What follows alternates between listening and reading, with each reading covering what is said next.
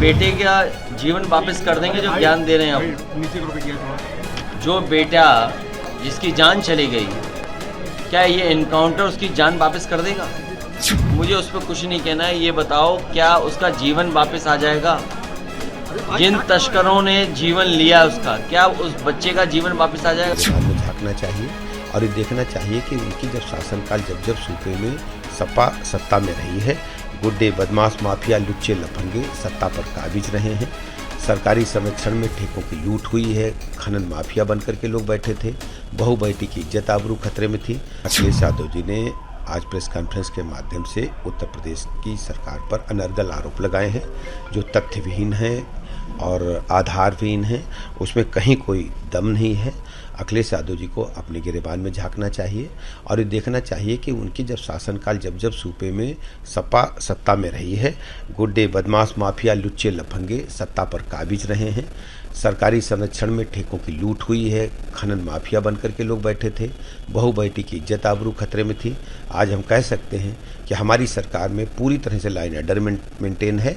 अपराधी बदमाश लुच्चे लफंगे प्रदेश छोड़ करके चले गए हैं। सरकारी संरक्षण में पनपने वाले माफियों को पूरी तरह से बुलडोज कर दिया गया है। आज बहू बेटी शान के साथ अपने गंतव्य तक जाती है, अपने कार्यस्थल पर जाती है, वापस घर आती है। और बुद्धि विवेक कौशल के बल पर जो बच्चों को नौकरी आप लूटने का काम कर रहे थे, अब नौकरी लूट नहीं रही है। युवाओं को उनकी मेहनत के बदौलत सरकारी नौकरियों में लिया जा रहा है। कह सकते हैं युवाओं को लगातार आगे बढ़ने का अवसर मिला है।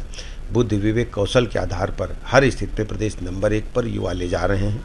गन्ना किसानों को समय से मूल्य का भुगतान हो रहा है। इसके अलावा उत्तर प्रदेश गन्ना उत्पादन में, गेहूँ उत्पादन में, दुग्ध उत्पादन में नंबर 1 पर है। और आपकी सरकार में क्या हो रहा था? आप फर्जी वोटिंग का आरोप लगा रहे हैं। आप जानते हैं कि सर्वाधिक फर्जी मतदान की शिकायतें समाजवादी पार्टी के शासनकाल में ही मिलती थी।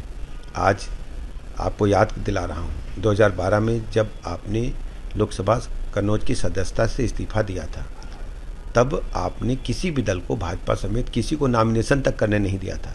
निर्विरोध समाजवादी पार्टी निर्वाचित हुई थी कन्नौज से। आपको इस प्रकार की बातें शोभा नहीं देती। सूप बोले तो बोले, चलने क्या बोले, जिसमें 72 क्षेत्र। एनकाउंटर को लेकर देखिए, आप जानते हैं कि उत्तर प्रदेश से पूरी तरह से बदमाशों का सफाया हो गया है और किसी भी बदमाश की हिम्मत नहीं है कि आज उत्तर प्रदेश में कानून तोड़ सके। जो भी कानून तोड़ने की हिमाकत करता है उसको कानून के खिलाफ कड़ी से कड़ी कार्रवाई होती है। और समाजवादी पार्टी बदमाशों को पुलिसपित पल्लवित करती थी, उनका मनोबल बढ़ा हुआ था। आज उत्तर प्रदेश से माफिया पूरी तरह से समाप्त हो गया है।